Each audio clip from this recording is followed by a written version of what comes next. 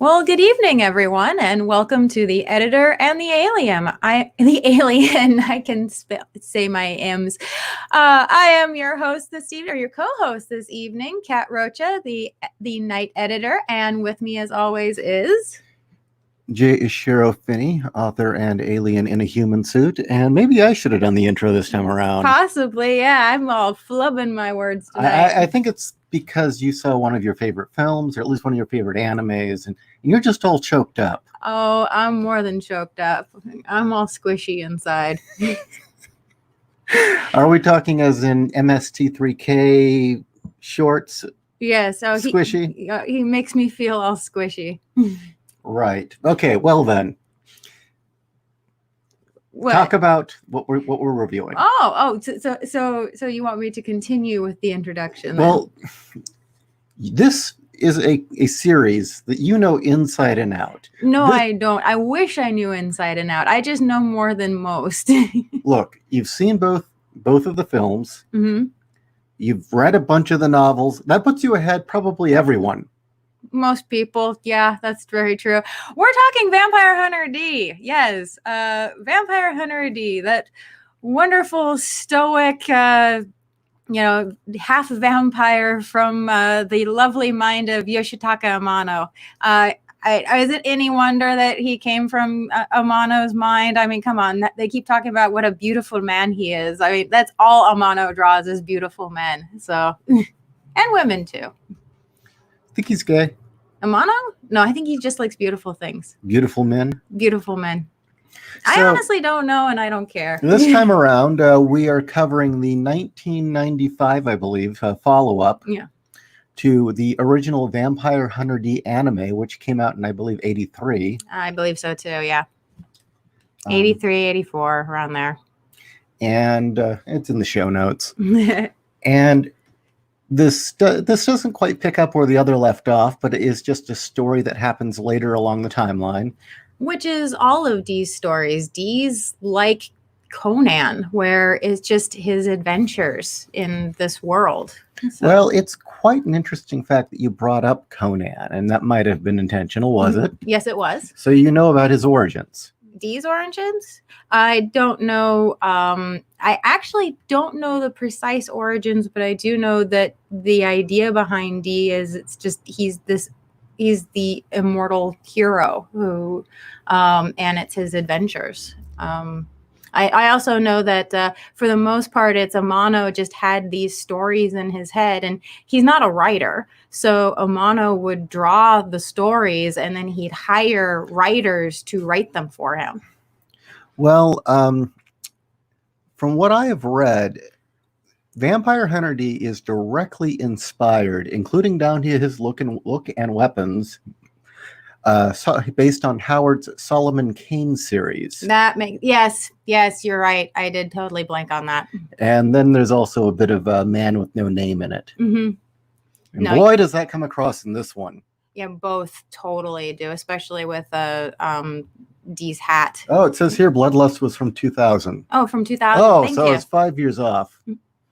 Well, the thing is I remember seeing the trailers for Bloodlust around 2006. Really? So, I'm 96. So you think it was in production that long? Yeah. Well, regardless, what was really interesting is I did a little bit of background reading on this last night before the show, and apparently one of the reasons this was made was fans really wanted it. Mm-hmm. There had been no plan to do it. Fans really wanted it to happen. And two, the creator of Vampire Hunter D was incredibly insistent that if his character ever again got shown in anime, that it was going to be done right and not cheaply, because apparently he didn't really like the original very much. You know, I can see that, because, I mean, I enjoy the first one, but I'm sorry, it plays like a comedy to me. The problem with the first one is that it suffers from a lot of 80s-isms. The second one, Dee's attitude is a lot more true to the books. It didn't feature a scene of a teenage girl hugging him and him looking at her neck and starting to get real horny and making very, very weird voice actor noises. For D, no. No, the original did though. No, I know the original. It's like, well, it's like, dude, you're gonna mess your pants there. Just calm down. So why do you love this film so much? Why do I love it? Oh, where do I begin? Well, first off, yes, I am totally unashamed. I love vampires, but I like the kind that rip people's throats out, not the kind that sparkle. I like the kind that are predators, and that's because I played World of Darkness when I was in junior high and high school. So bite me.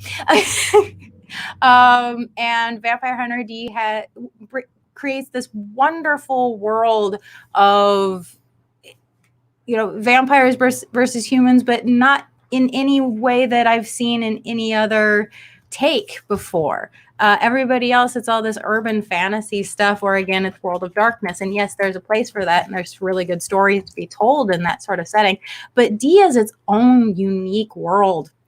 And it's you don't really know if it's post-apocalyptic or if it's just things fell apart or what. It's more of the continuation of the constant cycle of you have rises and falls of different regimes, and this is towards the end of the vampiric regime. But since it never really gets into the nitty-gritty history lesson of what's going on, there's so many ways that you can take it, and there's so many neat and interesting things you can do with it. And so I love the setting. I like the concept of D. I like all the characters that he runs into in his travels. You want his trench coat? His cloak? Yeah. I want his cloak. I want his robo horse. I totally want his robo horse. The fact that he has this parasite that lives in his hand. It's a parasite. I'll get into that. Okay. But that you don't really entirely know what it is, and they never really get into what it is. I know what it is. Oh, you do know what it is. It's an asshole. Well, yeah, it's an obnoxious, foul-mouthed asshole is what that hand is. Yes, it is. And that's another concept that you've never seen anywhere in any vampire stories, is any creature like Dee's hand. It's amazing. So just for those who are unaware, this amazing vampire hunter who's half man, half vampire seems to have some sort of living creature in his hand that is literally a mouth with weird abilities, and it spends a lot of time harassing him. And I have to believe that one of the functions of that hand is that since D is such a quiet character, it's all gestures and facial expressions. He doesn't talk much, and when he does, it's always solemn and serious. That D never speaks unless it's worth the breath to speak. So. Like a lot of the Sergio Leone films with the Eastwood, they paired him with either a buffoon or a wisecracker, some sort of comic relief for the hero to play straight man off of, and for them to say what the audience is thinking. So what's the basic plot? For Bloodlust? Yes. The basic plot of Bloodlust is D has been hired by this family in this rich family in this town to go rescue their daughter. Now we'll pause right there. Since we're going to talk about the opening scene, you get this great sequence at the beginning that's very gothic. You see this torn up, rotting castle, and then it pulls back over what appears to be a graveyard. And as the pan continues and it's night and the full moon's out, you realize, no, what you're seeing are the rooftops of a town. And the town is nothing but crucifixes. Like we have, how in the, maybe you don't know, but through the 70s to about the 90s, you could go to neighborhoods and every roof had a TV aerial, if not two. And actually, the great thing about that opening scene is, for those who know the D lore, they know what that pullback represents. And what it represents is that back in the heyday of the vampire lords, and even still when, at least in the books, when Dee is taking place, you have the nobility, and the nobility are all vampires. And for every large city with farms and fiefdoms and everything, the nobles will rule over the peasants, as they call them. And many of them like to claim that they are protecting the peasants, that they are the shepherds among the flock, when really they're the wolves. Although there are some who are benevolent in the books. But that pullback is to symbolize that this is a city that had a noble, and they had overthrown the noble that had overseen them. And what stands above the city is the carcass of the castle that had belonged to this noble that they had overthrown. Hence why what you think is a graveyard is really the rooftops, because everybody is super paranoid and super protective of the citizenry of vampires, and they have taken extra super special precautions against vampires getting into their city. Well, as I was going to say, it really, that pan across, it was like there were crucifixes across the roofs, like TV aerials used to be in suburbs. It was just everywhere. The whole sky was jagged. And, you get this dark carriage rolling up, pulled by cyborg horses, or were they robot horses? I don't know. Those were robo horses, I believe. Those were because other ones were cyborgs. Yeah, Dee has a cyborg. And as he's going, as the carriage moves by, all the crucifixes are melting in his presence. And then you get the classic callback all the way to like Nosferatu and every film after that for ages, where the vampire goes into the girl's bedroom and stands over her. You get the same shot, and it's a call out to that. And he kidnaps the girl. And what's cool about it is then immediately when the parents or the father is going to hire Dee to get her back, it is like it just shifted from this weird gothic setting to a Western. It looked like a Leone film. Well, right down to they're in an old torn up church. Yeah. But it's not a cathedral. It's not something Gothic looking. It's adobe. It looks like a mission. Yeah. And, there's all these men hidden with rifles waiting, and Dee comes up, rises over the horizon on a horse as a dark silhouette, and, slowly approaches. You get the heat shift. Yeah. I mean, it was a Western through and through, and I love that. And even when they make the deal, and the father's doing the back and forth, pure Eastwood right there. Well, that, and she's, they're all in, farm prairie attire. She is in Western belle dress in the picture that they have of her to show Dee what she looks like. Yeah. Yeah. So, yeah, that hit all the beats, which I thought was really cool. And then what happens? Well, it is brought up in the conversation when Dee takes the contract. They inform him that he is not the only hunter that has been hired, that they have also hired another group called the Marcus Brothers. And I'm going to be doing this throughout our talk because I find the differences between the book and the film very interesting. No, I'm not going to bring up everything that's in the book because that would get boring. But I did find it interesting that in the book, they put out an open contract. Whoever can get Charlotte back from Meyer Link, gets the bounty. Where in the film, they hire Dee outright and say, by the way, we've also hired this other group. Whichever of you gets there first wins.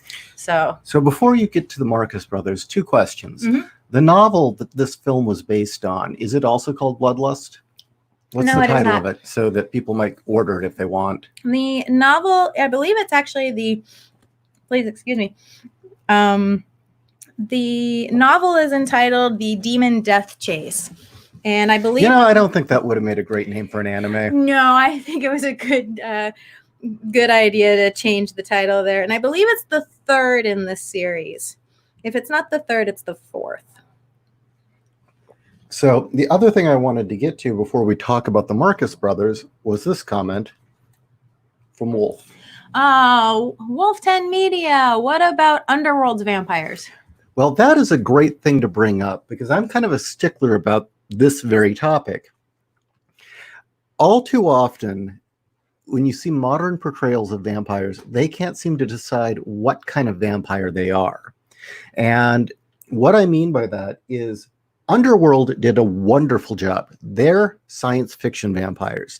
It's an evolutionary condition. It's caused by a disease. It's a retrovirus, from what I understand. Mm-hmm. Their weaknesses are based on scientific interpretation. UV light, not the holy light of the sun. UV light hurts vampires. Wood stakes, and what else was there? Silver, yeah.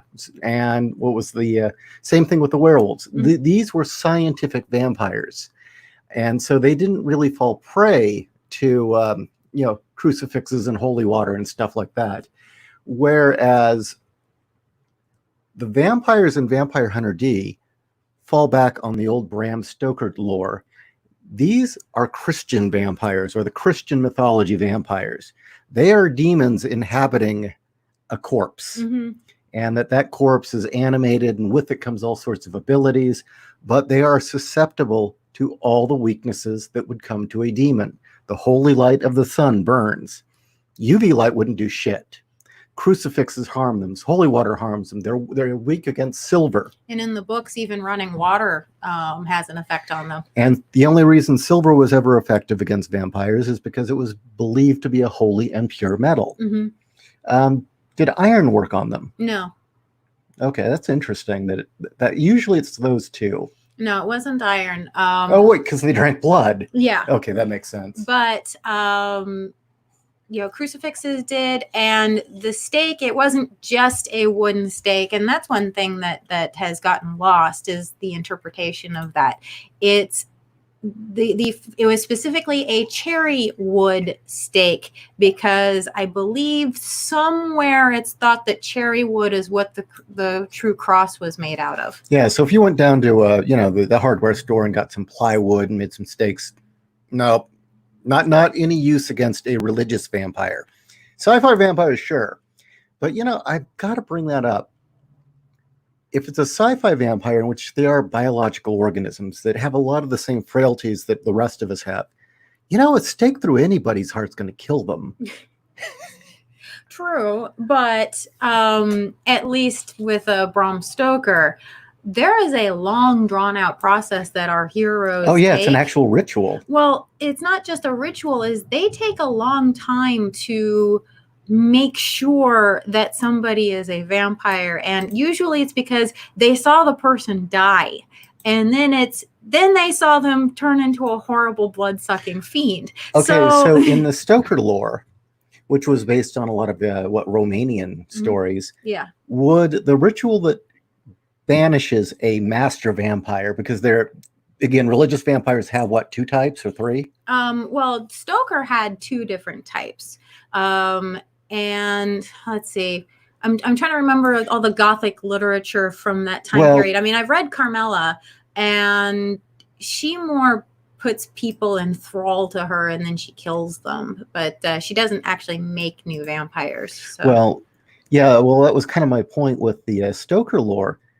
The master vampire is a demon in a corpse that has essentially enchanted and possessed it. And anyone he turns is not a demon in a corpse. They're a human under his power. They're dead and they're a thrall. Well, he can make both. Okay. That's what it is. Oh, he can pull demons into other... Yeah. In fact, that's what he was doing with Mina. Oh, okay. His revenge on Harker, Van Helsing, and the rest of the crew was that he knew how much they all loved Mina. And as a punishment for them coming after him and trying to stop his plans of dominating Europe, is he started turning Mina into a creature like himself. He's like, no, what happened to her friend Lucy is too good for her. I'm going to turn her into a damned thing like myself, and you all get to watch. So the reason I bring this up is, one, I'm a major stickler for this. It always drives me nuts when a writer introduces vampires but can't settle on what their origin is. Mm-hmm. And I'm going to break it down into 3, because there really is only 3. And, you can then expand it out to, Asian vampires and whatever else. But Western vampires seem to come in 3 forms. Religious vampires, mm-hmm. which fall to the essentially Judeo-Christian myths. Yes. Or, no, it's not myth, it's folklore. Mm-hmm. It would be folklore, not myth. Yeah. Second is sci-fi vampires, which I've very clearly described. And then the third are supernatural vampires, where it's magic that allows them to be the vampire, but the religious component isn't there. They're not possessed by a demon. And science can have an effect on them. Right. So like in Blade. Yeah, exactly. Yeah, Blade was kind of an in-between, where it was science and kind of a cross between sci-fi and magic vampires. Yeah. So, yeah, and the reason I brought this up was because all the methods that these mercenaries, the Marcus brothers, use to kill those vampire hordes were based on deep religious folklore. Mm-hmm. Silver, crucifixes, yeah. Sunlight. Yeah, but it was all very much so, the religious folklore, right down to the fact that a lot of their clothing had crucifixes on it. One guy even had a crucifix tattooed on his face. The vehicle that they drive around in is this awesome looking, like 40s Nazi tank vehicle. The design that they use, because you said in the book it was kind of a battle bus. Yeah, it was. Describe it. It was a bus that they had welded armor plates onto it and put crucifixes all over it. So where in the film, this thing awesome. Looks like kind of a high-tech revamp, vampire hunting version of some of the armored vehicles the Nazis drove. Yeah, it's very 40s World War II. I don't want to use this term, but it's the best way I can describe it. It's diesel punk. Yeah, it does have that aesthetic that later people started calling diesel punk. Yeah. If this thing rolled up with the Machine Kriegers, I would not have said it was out of place. But it's got the windows are cut out to look like crucifixes. It has they're gun slits, aren't they? And arrow slits. Yeah, they've got arrow slits. They've got spotlights that come up, and when they turn on, they've got crucifixes on them that burn out the vampires. And though they are very much so vampire hunters, it is implied that they also deal with other creatures as well. It's because this world's full of other stuff. Yeah, it's just that their specialty is vampires. But another cool thing is, like I said, you started with this gothic horror setting, then you went to a kind of a Western, and then you go straight to kind of a road warrior zombie film. Yeah, because the Marcus brothers are introduced where they roll up into this town, and you see what you think is a drunk, and very quickly you realize, no, this drunk is this weird vampire zombie. Moves faster than a shambler, but definitely not a rage zombie. And that the entire town has been converted into these mindless, Walking Dead vampires. And each of the Marcus brothers, because there are 4 of them, plus Layla, is introduced as they slaughter through the town. And in this, the Marcus brothers, some of them are related, but most of them aren't. All of the men are related. Oh, really? Yeah. Okay. In the film, all of the men are related, and then Layla travels with them. And later, I'm sure we'll bring this up more later, but they had rescued her. And in this, the Marcus brothers are definitely kind of playing fast and loose with the law, and the morals aren't the best, but they still seem to be on the side of right for the most part. Mm-hmm. And you said in the book they're scumbags.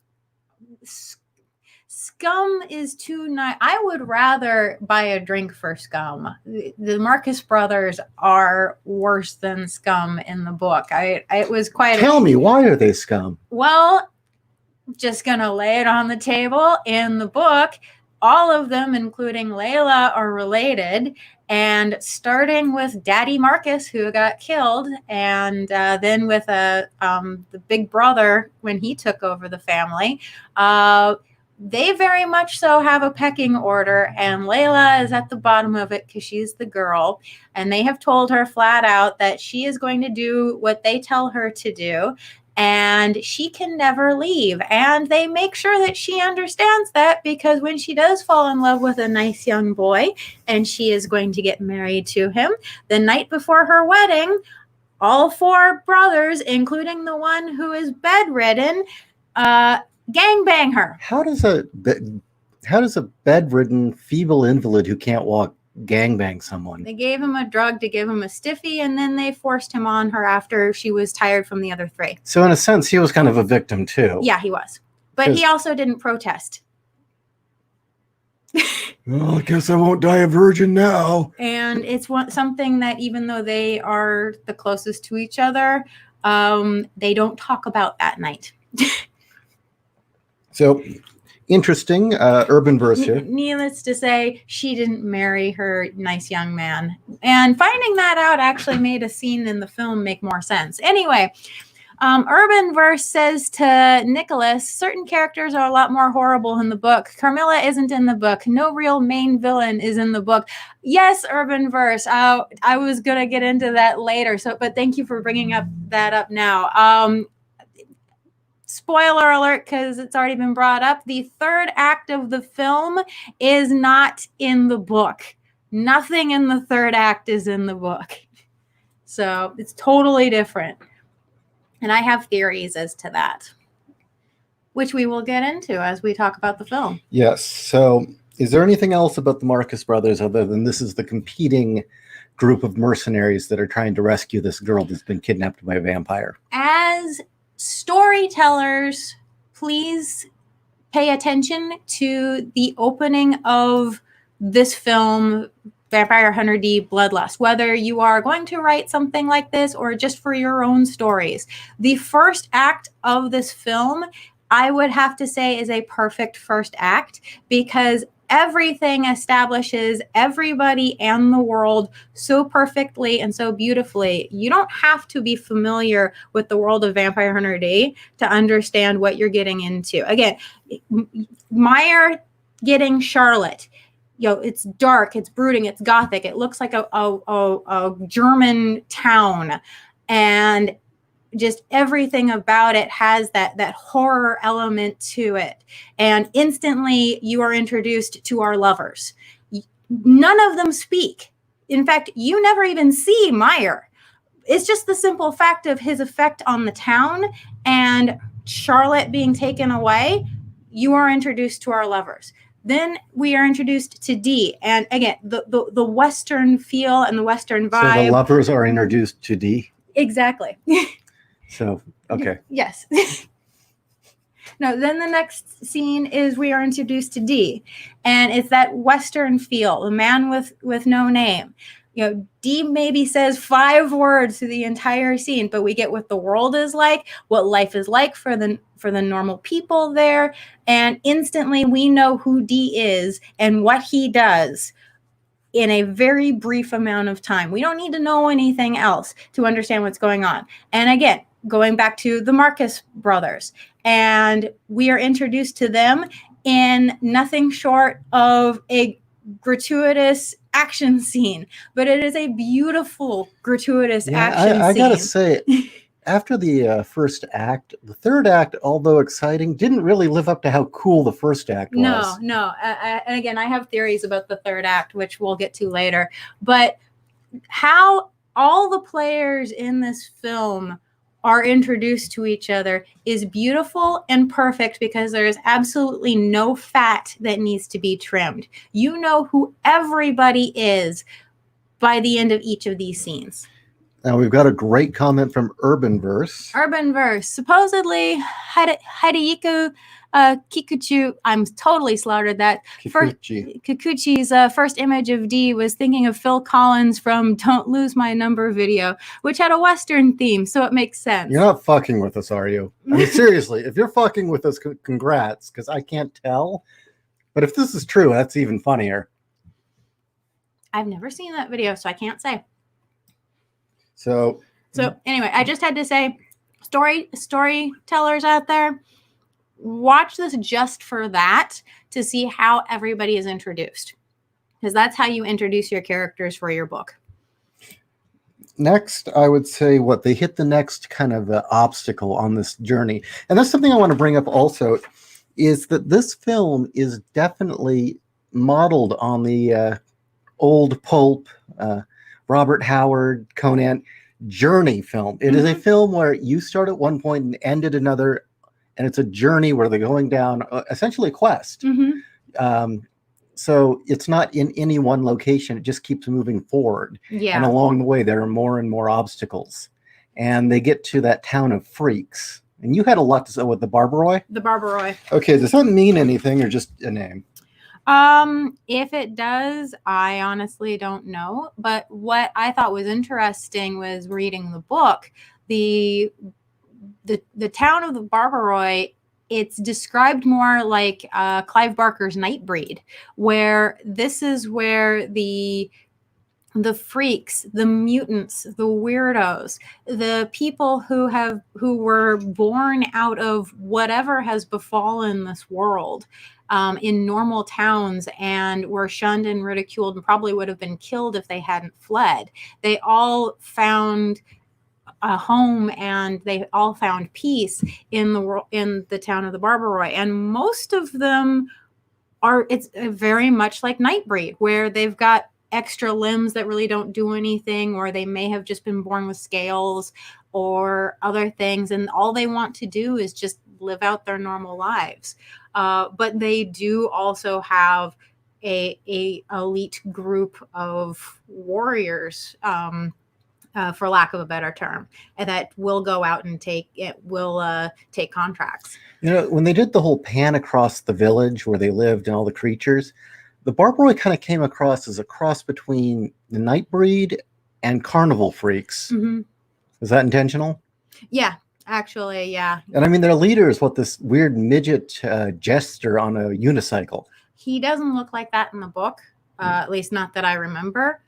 But the description in the book is more Nightbreed, right down to the caves everybody's living in.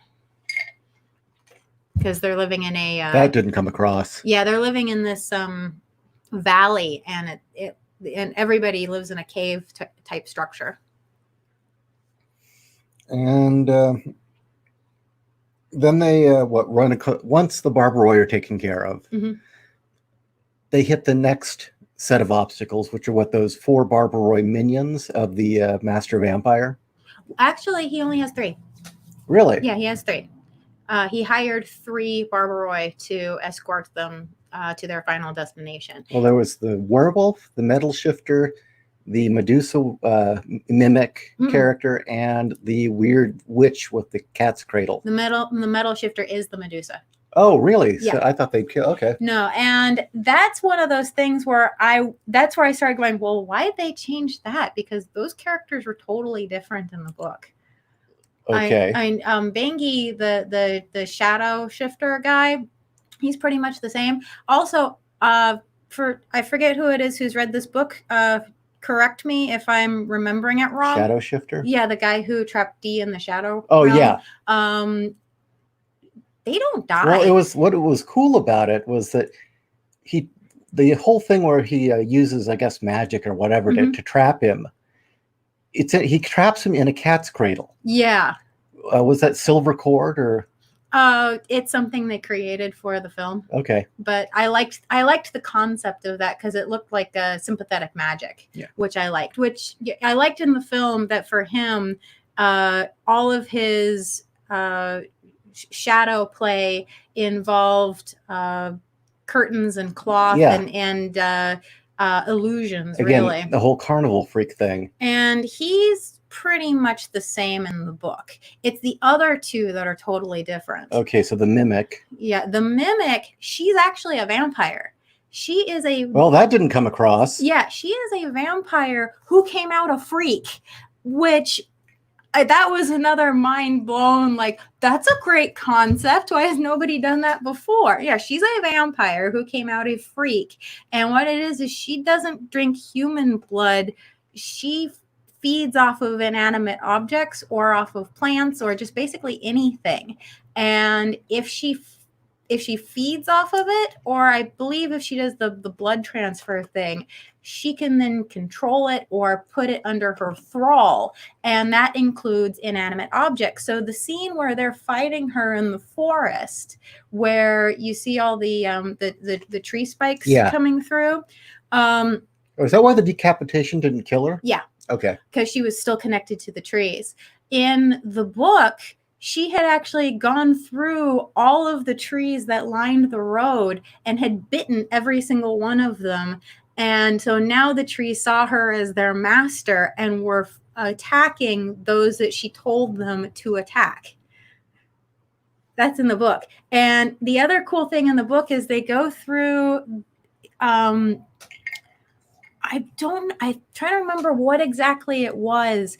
I just know that there were all these derelict metal buildings and things. I think it was actually the scene in the film where they're riding through the aerial telescope, the radio telescope. Yeah. I think that it's that scene in the book where there's a bunch of those telescopes. Okay. And she bites one of them and drinks the rust, and it animates into this giant steel golem and goes after Dee. Oh, that would have been a great scene. Yeah, it was an amazing scene. It's like suddenly she's instantly cooler than she was in the film. Why didn't they do that in the film? Well, that's another thing I want to bring up, that you said she was really cool. She had her own look. That was the thing about the whole film, was even though it's a journey, you never stay any place all that long. Mm-hmm. Usually those stories are full of throwaway characters and throwaway settings. It's okay, you don't have to be there that long. Don't worry about it. It felt like every place you went and every character you meet could have a full story behind it. It was a very textured world. It seemed like a lot of thought was put into each and every location, each character. You didn't have any just cardboard villains or minions that you needed to knock off. All of them seemed to actually have a personality, an individual look, and usually their abilities, although we've seen them before, the film really went out of its way to make it different. Yeah. Like a werewolf who has a wolf head grow out of his stomach. And he's not a werewolf in the book. Oh, what is he? That's why I said... why I wasn't 100 on what Dee's hand is, because what he is that episode of the X-Files. Do you remember the one where they're with the freaks and you have the tall guy who has his twin brother in his side? It's a symbiote, but the symbiote is stronger willed and it killed its original host.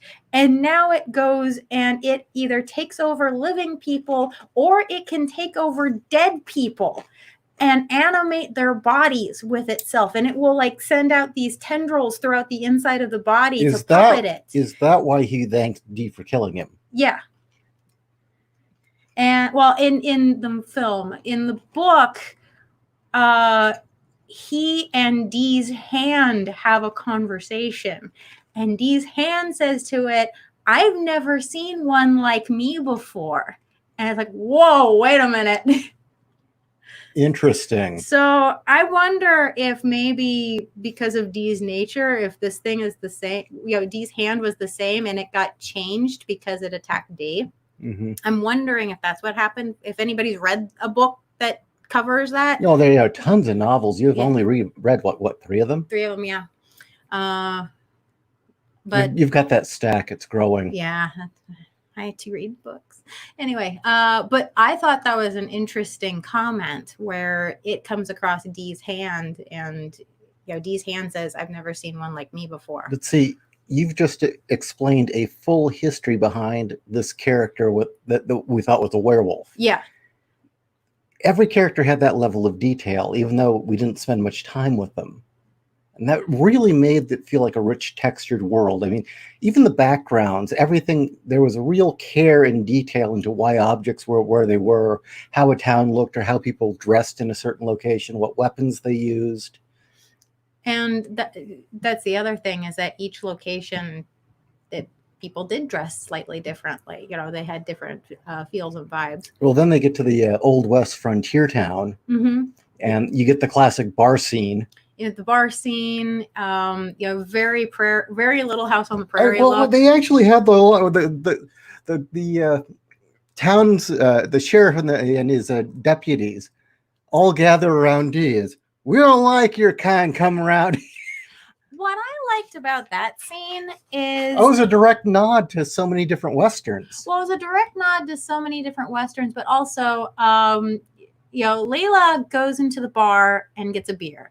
And the sheriff comes in after her, and he's very nice, it's like, howdy, ma'am, and very polite, but says, I got to take your gun. We have a good law-abiding town here. And you think that he's going to be the good sheriff. So he is introduced as the good sheriff until he hears that there's a Dunpeel in the town. Instantly, he's ready to start a lynch mob. And well, he kind of does. Well, yeah, he does start a lynch mob. But I thought that was very interesting because a lot of the Westerns that I've seen, there's 2 types of sheriffs. There's the good sheriff and the bad sheriff, and they rarely ever cross the line. Well, it shows the strict division between vampires and humans in this world. And also making the point about bigotry. Well, is it really bigotry when, these things have spent at least a century hunting your people down and eating them? No, I thought that it was a good point about bigotry because of the old man who ran the horse works, because he's trying to tell the sheriff to let Dee go. And yes, when it starts off, you think, okay, the sheriff's bigotry is justified. With how badly vampires have treated humans. I actually think it's still justified. He just didn't have the point of reference that the old man did. No, he flat out refused to take the old man's point when the old man was telling his history. Because the old man. Okay, for those of you who don't know what we're talking about, Dee's horse died during the fight with Bangi. And so Dee needed to get a new horse. So he walks into town, goes to the horse works where there's this old man who's assembling these cool robo horses, pays the guy the extraordinary fee that the guy asks for. Yeah, I thought that one was a cyborg. Was that a robo? Because that one had biological parts. The one that Dee lost? Yeah. That was a cyborg. Yeah. But the old man asked for an extreme fee, and Dee just pays it without question and starts to saddle up. And the sheriff runs in with his posse. Everybody pulls guns, and they're saying, we don't take kindly to you, Dunpeel. Just get out of here. We're not selling to you. We don't sell to your kind. And the old man says, fuck you. It's my horse. I can sell it to whoever I want. And the sheriff says, well, no, old man, you don't know what you're talking about. And the old guy proceeds to tell the story of how years and years ago, some children had been kidnapped by some vampires who were obviously going to have fun with the children. And this beautiful warrior had come and saved all the kids. But when the town found out that the warrior was a Dunpeel, they ran him out without paying him. And the sheriff then says, yeah, well, good riddance too. You can't trust people like that. It's like, no, dude, sheriff, the guy fulfilled his contract. He was honorable. It's like, yeah, well, he's a done peel. Fuck him. And so that's why I say the sheriff is a bigot. Panda Power has an interesting statement. What do you say, Panda Power? You say dumb peel is actually a bad translation to dampier. Yeah, I know. So is that English? Yeah, it's English. Yeah, I know. Dampier is English for dampier. Dampier, dampeel, dun peel. Yeah. But they say dumb peel, so I'm keeping to that because I can. Anyway. Well, I actually don't have a whole lot to say after that. I mean, they get past the obstacles. They get to the big castle. Mm-hmm. And you have a lot to say about that final battle and what happens. I don't, so. I swear something happened in the production where they decided they needed to make the third act bigger and, more uber than planned. Because if I remember correctly, the third act in the book is, the showdown with the Marcus brothers. And then Dee and Meyer have their big battle, and where it takes place is not in a castle, but in a spaceport. And what it is there's a huge abandoned spaceport. Okay, so in the movie, like the rockets and a lot of the technology still looked like it had been designed by whoever designed the Event Horizon. It was like technology, but gothic. And did the spaceport look like that? That's in the book too. What it is through the entire journey, you keep seeing all this evidence of space travel. Again, radio telescopes or crashed ships. And then once you start getting into the spaceport, you see all these derelict spaceships that are gorgeous, that did all have that Baroque architecture to them, or things that looked flat out like out of Plan 9. There was the real retro classic era silver rocket ships, saucers, but all ships of all shape and size from all types of science fiction that's ever been created. Well, it's very obvious the novels are a love letter to pulp, to American pulp. Yeah. But I mean, apparently the novels even have elements of detective fiction as well as westerns and sci-fi and fantasy. The book I'm currently reading actually reads more like detective fiction than it does anything else, or a old pulp noir than anything vampire related, where a vampire hires Dee to be his bodyguard and escort him from location A to location B. Really? Yes. That's a noir right there. Yeah, absolutely. And the vampire says, yeah, I know it's kind of ironic me hiring you, but I really want the best, and I have to admit it, you're the best. So will you take the case? And Dee's like, I gotta charge you double. And the vampire's deal. So and them the talk between the two, because yes, Dee talks. The talk between the two while they're on that journey is just incredible. But anyway, that's not this story. In this story in the book, they're not on their way to Carmilla's Castle of Doom. They're on their way to the spaceport, where it has been rumored there are still ships that can go to space that haven't been destroyed by scavengers or time. And this is Myers and Charlotte's last hope to be together, is to find one of these ships. And they've decided that they're going to do it or die trying. And, they don't even know if such a ship exists, but they've heard rumors and they figure, well, we're kind of fucked either way. We might as well try. And so then what happens? There's a big showdown. And Meyer does not survive his fight with Dee. And Dee thinks, okay, I'm going to take the girl back.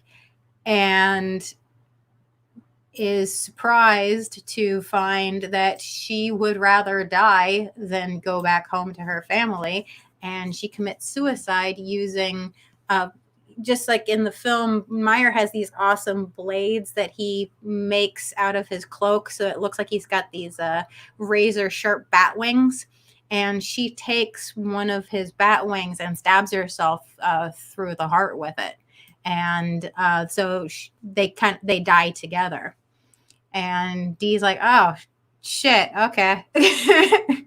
Wasn't expecting that. So rather than take her corpse back to her family, he takes a ring that she's wearing as proof that she died.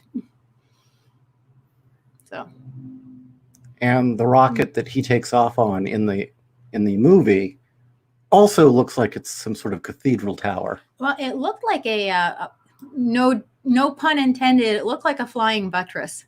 Yeah. But that was genius how they did that too, because it looked like a buttress, but where the buttresses would be on the top normally, or the flying part of the buttress would be on the top. They put it on the bottom, and it's the fins. Yeah. So, beautifully look. That's the other thing about this film, though. Watching this film really made me nostalgic for when backgrounds were hand painted or animation was hand done. The backgrounds in this are gorgeous. I'd have to say this is some of the best animation ever done. The rotoscoping, the background paintings, just everything. The rotoscoping is just gorgeous. It hurts because there was this, from the 80s, there were all these beautiful animes that were really great. I mean, even the late 70s had some good stuff. And then the 90s, it got even more refined and more. And then in the early 2000s, it hit this point where everything was like, my God, that's amazing. And then it all went to shit. Yeah. And now it's all this canned CGI.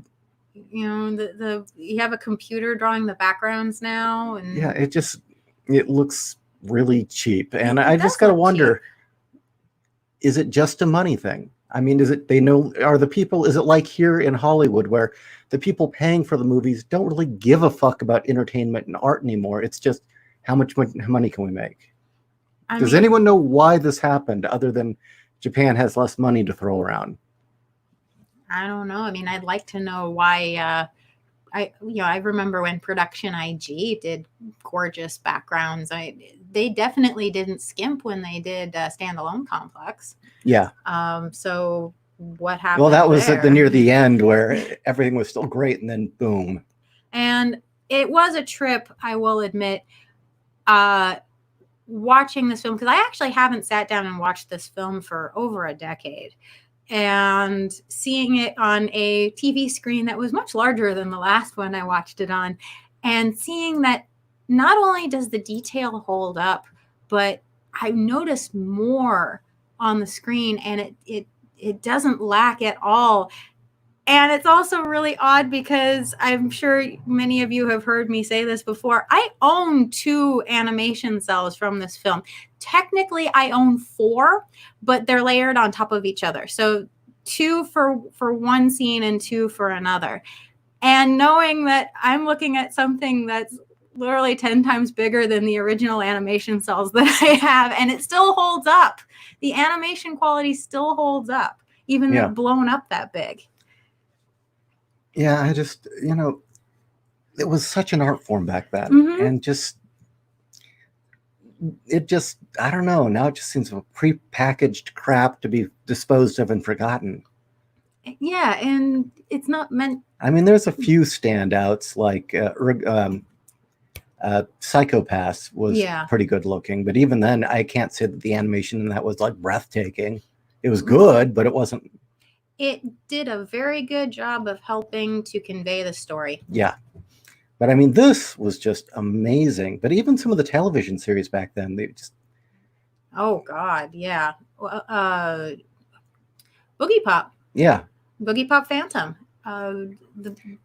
Backgrounds, Now they went from this phase where it started with, again, cell animation to they used Illustrator to do cells to just digital Illustrator. Vector points to Illustrator cells with CGI backgrounds, and then it just went all CGI 3D, and it just And what I mean by an illustrator is Adobe Illustrator. They would make actual vectors of the cells. Which that's the other thing. These are tools, but these tools should not be the thing that you rely on to make it look good. You still have to want to make it look good. Again, standalone complex, all of the tachikomas were CG'd. But it still looked good. It still looked good. Yeah, actually, that's a good point. That came out in the early 2000s, but the CGI in that looks worlds better than Dorohedoro. Yeah, and the tachikomas look perfectly fine and natural standing right next to the major. Like they're supposed to be there. Occasionally their movements are slightly sharper than the normal 2D animation, but it's not that bad. Okay, we've got an interesting comment from Owen. Owen, here's a fun bit of trivia for you. There's a fan-made music video, AMV, made for Bloodlust on YouTube using the Judas Priest song Touch of Evil. Oh my God, that sounds hilarious. And Dark Stranger, on the subject of the mutant Dampiers, thoughts on the differences between the book and the movie abilities for Caroline. As I said, I'm really disappointed now on what we got for Caroline, because in the book, her abilities were amazing. I mean, she makes this huge iron golem. She enthralls an entire forest. Quite frankly, she became a force of nature in the book and something definitely to be feared and to be reckoned with, and totally a bodyguard worthy of a vampire lord. In the film, I felt like a lot of it, watching the film originally, she was really dangerous. Originally, my thought with the film was that there was so much that could have been done with her, and I would have liked to have seen more, but we obviously ran out of time, and I thought she was dispatched too quickly. You know, having a lightning bolt, a perfectly timed lightning bolt hit a dagger that's standing out of her head. That was a gimme. Well, that hero of ours, the luck roll just... Yeah, it seemed like they ran out of ideas and they just needed to get rid of her in the film. And I thought that before I read the books, but I just chalked it up to, well, you know, the cast was starting to get too big and we had to pare them down a bit. But after reading the book, I'm so sad with what could have been. Owen, did the Castlevania game come out before or after the Vampire Hunter D books? Which Castlevania game? Yeah, I believe, what is it, the original Castlevania where you're playing Simon? Mm-hmm. No, it came out first. Castlevania came out first. Symphony of the Night is the one where they stole from... Oh, yeah. Well, Alucard? Yeah. Oh, God. You can't tell me Alucard's not D. Oh, come on. They might as well have just called that the Vampire Hunter D game. I mean... Yeah, I have the Vampire Hunter D game. Yeah? Yeah. Why haven't I seen it? Because it's bad. Oh. The Vampire Hunter D game came out for PS1. It came out a month before Bloodlust did. And I had it pre-ordered because I had been chomping at the bit for anything for Bloodlust since I first saw the trailer a year and a half before it came out. We got a solid answer. Dark Stranger to Owen. Perhaps Vampire Hunter D started its publication run from 83 to present day. Castlevania first came out in 86, so 3 years worth of time to take some ideas from.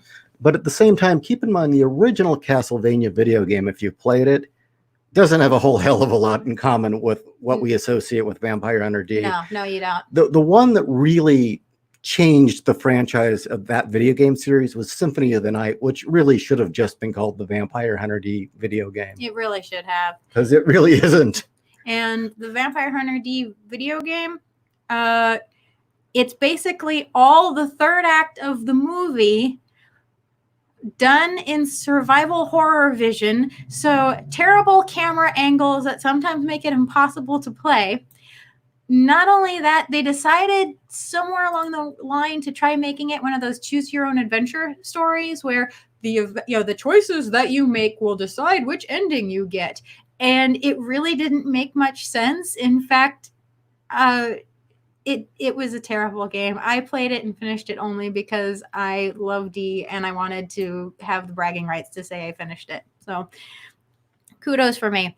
Owen, which director would do D justice? Guillermo del Toro, Sam Raimi, or George Miller? None. Really? Not even Toro?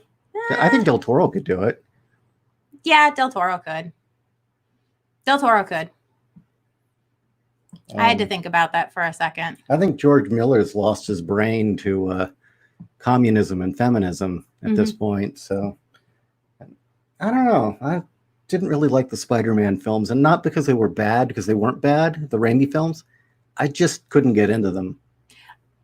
What the thing with Del Toro is, I've learned with Del Toro, he has to absolutely love the project, and I don't know how he feels about D. So if he was a fan, yeah, dude, here's your money, you just go have fun. Oh, everybody likes the D. Yeah, everybody likes the D. But yeah, for Del Toro, if he was a fan of D, I just give him a chunk of money and say, go have fun. I'll watch it with popcorn when you're done. I don't care. Stranger. But if it's not something where his heart is into it, I won't force it from him, because just no. Dark Stranger, thoughts on the film scene where Carmilla is leading Charlotte along to drink her blood and resurrect herself? On the film. Well, I would say that they saw life force, and they said, you know that part where the blood forms a person and then splashes down? We want to do that. It is a beautiful sequence that has absolutely no meaning. Again, the third act makes absolutely no sense. It seems shoehorned in there. It feels like they needed to have another baddie for some... it feels like they needed to have another baddie that's actually truly bad, because Meyer and Charlotte's plight are too relatable, and it's too tragic. I kind of wonder if test audiences didn't like the fact that Dee was hounding two people in love. So they're like, okay, we got to throw in another villain simply for the purposes of A, having another villain, and B, shoving it down the audience's throat that Dee is the son of Dracula, if you didn't already know. So that's why I say it's a beautiful sequence. It's beautifully rendered and illustrated. I don't think we saw enough of Carmilla, especially from the front. Real. Yeah, we needed to have more of her, didn't we? I mean, they were right there. Well, to be honest, you're not wrong on that. We don't see her. She doesn't move. She's in 4 poses. You're right. She does nothing during the time that the brief time that we are with her. She literally does nothing. Really, that the idea behind the character, a vampire whose will is so strong, she won't leave after she's been killed, and she now haunts this castle, and she can fuck with the reality that's in this castle. There's a story there all on its own. That's its own movie. It's a waste. Well, I don't think we're ever going to get another Vampire Hunter D. There was plans for a third, and it never came about. No. And it was supposed to come about, I think, around 2007, and here we are. Actually, I'm kind of glad, because I remember hearing about it and hearing who was involved. And who was involved? I don't remember. I just remember going, oh, well, I'll give it a chance, but I wasn't thrilled. So... Dandy Spike to Anime Acid Trip. When will we get vampires in space, unless it already exists? Okay, you want to go out and get a movie by Tobe Hooper called Life Force, but you want the director's cut. Yes. Do not watch the theatrical. It's shit. The director's cut is an incredible film that does not get enough love. Shout Factory re-released it about a year and a half ago, and it depicts Patrick Stewart's first theatrical on-screen kiss. Why would you bring that up of all things? I'm not telling you what's in what it is. I bring it up because it's not what you think. I mean, really, the first thing I think about is you get to see a very attractive woman with ghost white skin and black hair walk around naked through most of the film. Matilda May. Yeah, and Matilda May is something. She is amazing. You know, we should do Life Force since it really is a retelling of Dracula. Yeah, we should. So we got another one. Matilda May is, you got me on Matilda May. Speaking of beautiful people, would you ever consider doing a review of Galaxy Express 999? Absolutely. Do you have my email or Twitter address? If you can send me which version to watch, we'll put it on the list. And why I'm asking is, from what I understand, there's a TV series and different takes on the movie. Tell me which one you want us to review. But we do have that really awesome Harlock film that came out. Oh, I've been wanting to do that. Yes. I love Harlock. Harlock's awesome. Okay, let's see. What else do we got here? I'm so nostalgic for older anime right now. Somewhere around here, I really hope I still have my Vampire. So Eloise confirmed what I thought. It's just they don't have the money. They had a bust.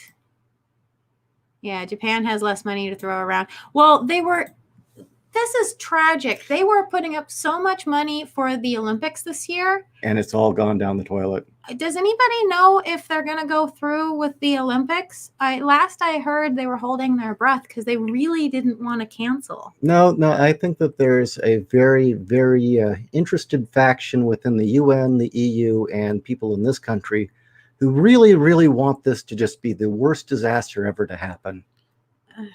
And which there's no reason to. No. Dandy Spike, waifus pay the bills nowadays, man. Yeah, cheaply animated waifus for masturbation. But here's the thing. Harem stories are empowerment. I don't get that. I think there's a place for harem stories, and I'm perfectly fine with it. I see nothing wrong with harem stories. It's the weird faction that say that they're empowering. Who the fuck says that? I've seen like anime girls who like are total feminists, but then they like go nuts for harem stuff. Who the hell knows? I don't get it. I don't get it. I think it's because all of the girls are sisters in a lot of this harem anime. Aged Boomer, what did you think of the anime version of Metropolis? I think computers were used in that production, but I found it visually stunning. Yeah, from what I understand, the CGI on that is just gorgeous.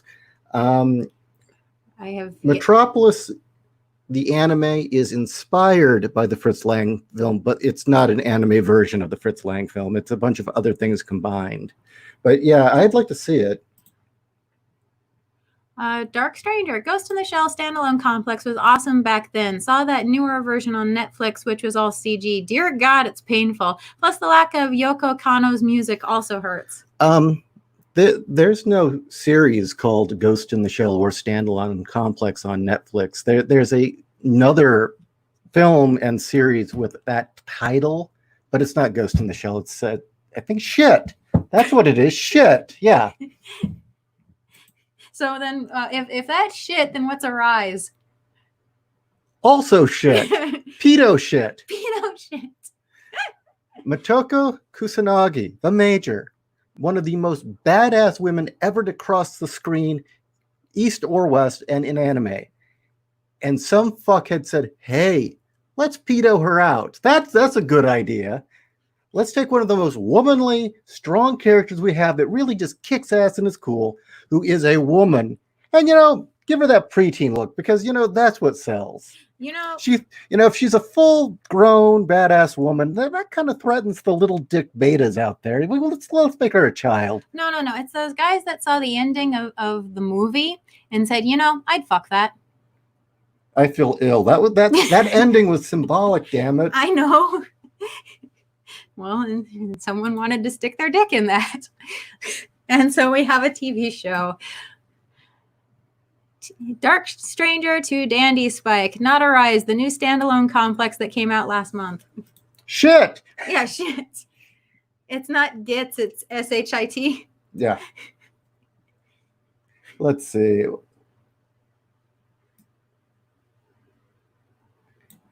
I don't know if you have a comment for that.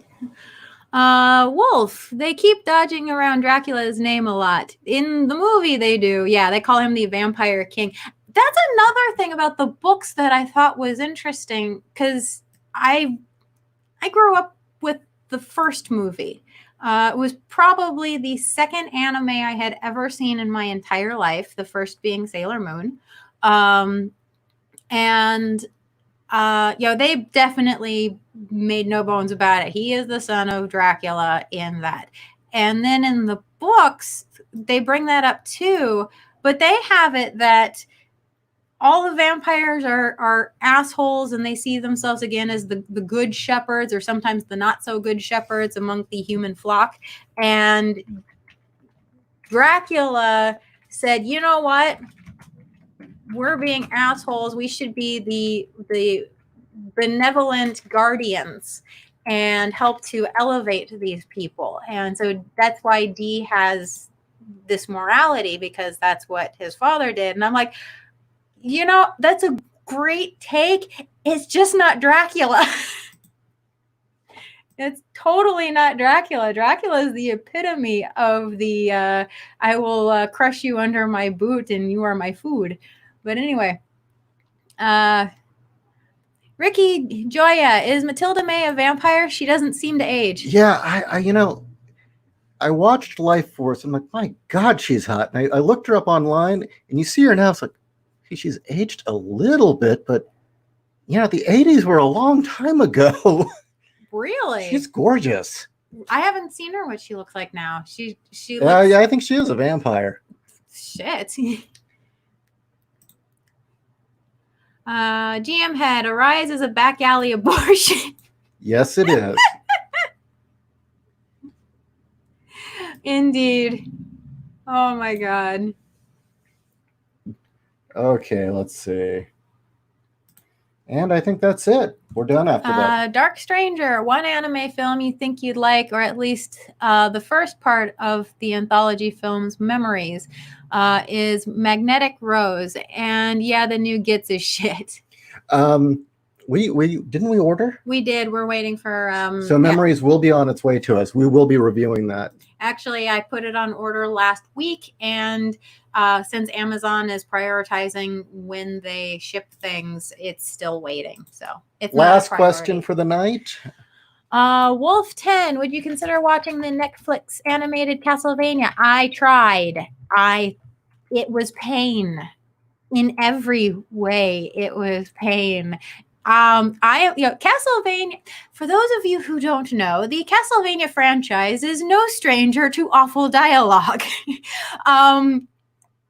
This anime, though, is not on the same level as Die, Monster. You don't belong in this world. The worst part is Warren Ellis wrote that dialogue. It just shows that he's really beginning to phone it in.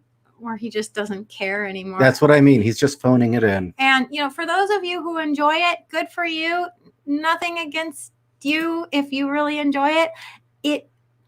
I can enjoy bad things. In fact, frequently I do. But this was too bad. And the backgrounds were these huge, immense, gigantic things with teeny tiny animated people in them. The people were not in scale with the backgrounds in this thing.